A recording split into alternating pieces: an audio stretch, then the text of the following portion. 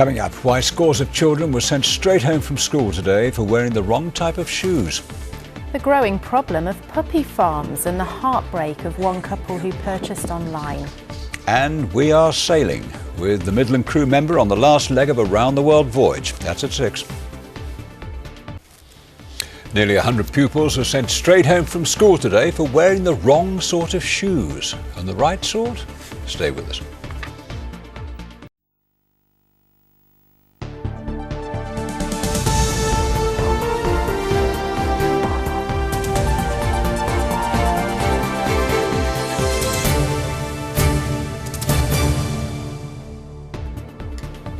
Welcome to ITV News Central. On our programme tonight, nearly 100 children sent home on the first day of school for wearing the wrong shoes. Jail for the soldier who stashed these dangerous explosives at her cottage in the Black Country. Our early anticipation was that we might recover a few firearms parts or a weapon, but obviously on the night we recovered 2,200 rounds of ammunition. Why the British Legion is now popping up on the high street. And all aboard the Lord Nelson as she makes her way home from a trip around the world.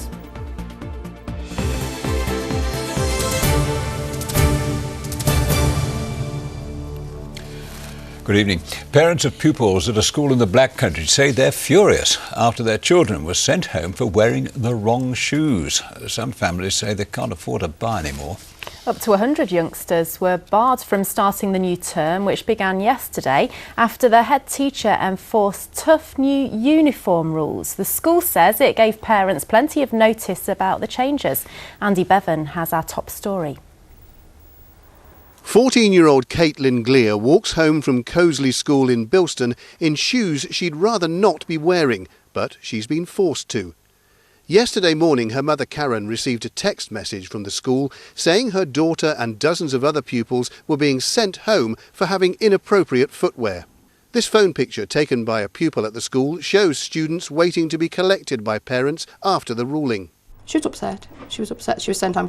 First day back at school, exciting to see her friends and finding out what lessons she actually got, and was sent home.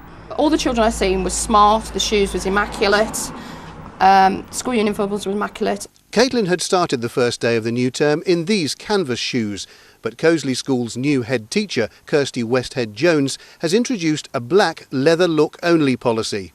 Another pupil, Ben Nunnick, texted his father to say he was being sent home, but his dad Terry took quick action to keep his son at school. Ben texted me to say, like, them sending me home, and I said, no, I'll bring some shoes up.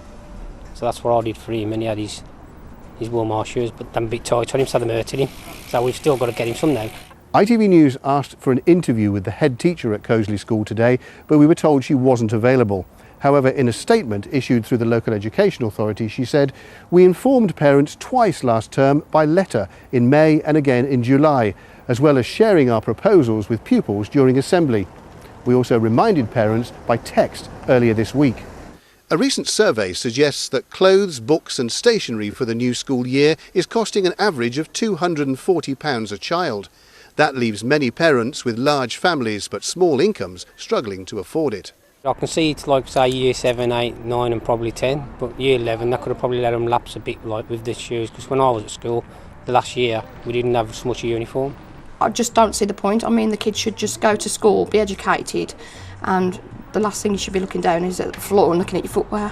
Today, 50 pupils at Cosley were again sent home for wearing the wrong shoes, meaning that for some youngsters, the new school term has still yet to start. Andy Bevan, ITV News.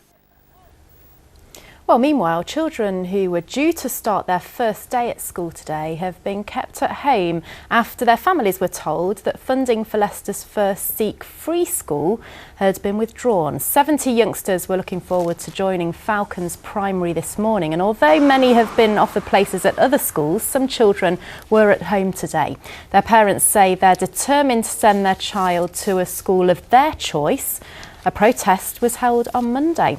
Parents told ITV News they've been kept in the dark until the last minute. They're urging the Education Secretary to allow the school to open, and some say they're prepared to take extreme measures. I'm even thinking of going on a hunger strike because I strongly believe that my son should go to this school and I want him to go to this school. Every morning when my son woke up, he says, Mum, are we going to get ready for school? What I'm going to have in packed lunch? I got no answer to give him. Well, the Department of Education couldn't explain why parents were told so late about the school not opening. They issued a statement saying, "We set strict requirements for how schools should be run to ensure that children are offered an excellent, stable education. Our priority remains to work with the local authority to secure alternative school places for the pupils."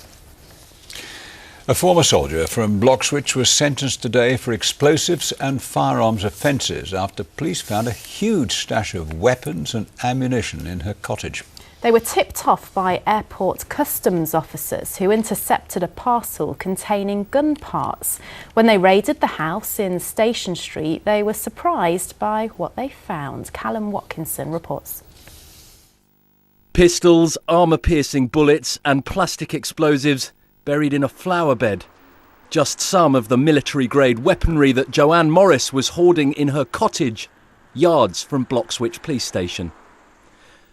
The transgender former soldier, Paul Morris, at the time of her arrest in November, was jailed for 7 years today after admitting 5 explosives charges and 5 firearms offences at Wolverhampton Crown Court. It was significant because our early anticipation was that we might recover a few firearms parts or a weapon, but on the night we recovered 2,200 rounds of ammunition and then other devices.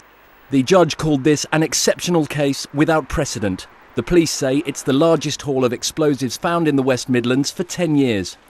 Nearby houses and the police station had to be evacuated. Morris also had a supply of ration packs and chemical protection suits. Got no indication around the mentality or her intentions. She could well have been collecting those items because she had an interest in them, but significantly there were large amounts of explosives, etc. So it's really unknown as to why she would have been collecting that sort of weaponry. Though there is no evidence that Morris was planning to use her arsenal to hurt anybody, this improvised explosive device, made from a tube of denture tablets, was of particular concern. Police said her interest in explosives was developing and that her obsession with the military had reached dangerous levels. Callum Watkinson, ITV News. A cancer charity in Derby which has offered to pay the full cost of proton beam treatment for 5-year-old Asha King say his family have accepted the offer. Asha, who has a brain tumour, was taken from a hospital in Southampton to Spain by his parents last week. Kids and Cancer in Derby says it's been inundated with donations from the public following his parents' arrest. They've now been released. The charity founder, Mike Hyman, said he expected it would cost around £150,000 for the treatment, as well as the cost of accommodation for the family. A man from Wolverhampton who stabbed his estranged wife to death is beginning a life sentence for her murder. Sohail Adam, who's 54 and from Whitmarines, earlier pleaded guilty to murdering his 35-year-old wife, Kanwal Azam, in March. Her body was found at her home in Ingleby Gardens. Azam had gone there to discuss access to their children after she began divorce proceedings. At Stoke Crown Court, Azam was told he'll serve a minimum of 17 years behind bars.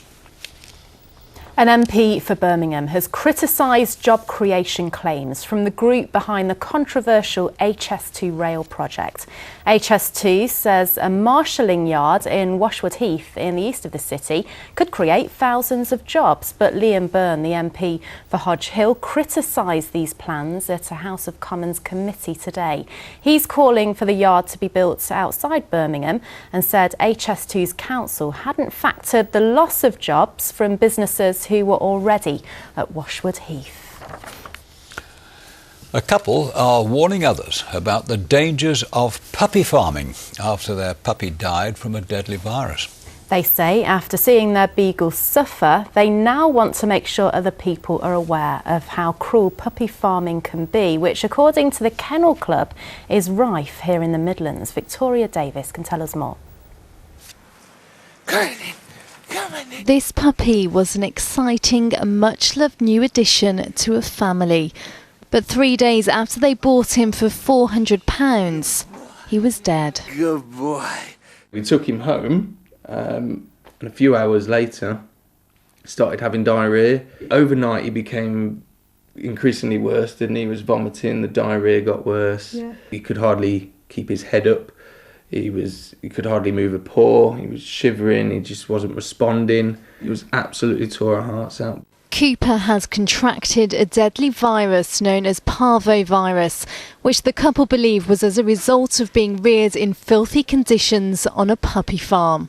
It was horrible to make the awful decision to have to euthanise a little puppy who we'd fell in love with.